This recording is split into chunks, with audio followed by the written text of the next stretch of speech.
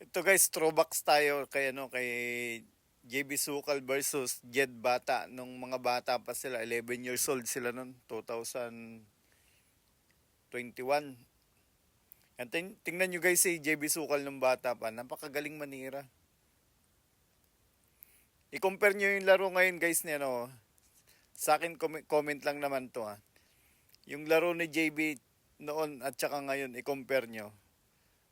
Habang lumalaki si JB, pabano ng pabano. Pero nung bata pa siya, napakagaling manira. Basta kumalat yung bola, ubos na. Yan guys, panoorin natin.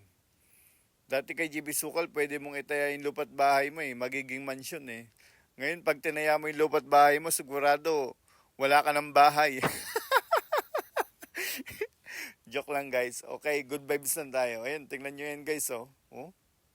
Tingnan yung tira ni JB Sukal. Kahit nung bata pa, napakabilis manira. Yan, lamang dito si Jed, pang all. Yan Pwede ditong ipusta pati pang almusal dati nung bata pa si JB. Napakahusay ni JB Sukal nung bata pa guys. Ayan, tingnan nyo, parang natutulog lang manira.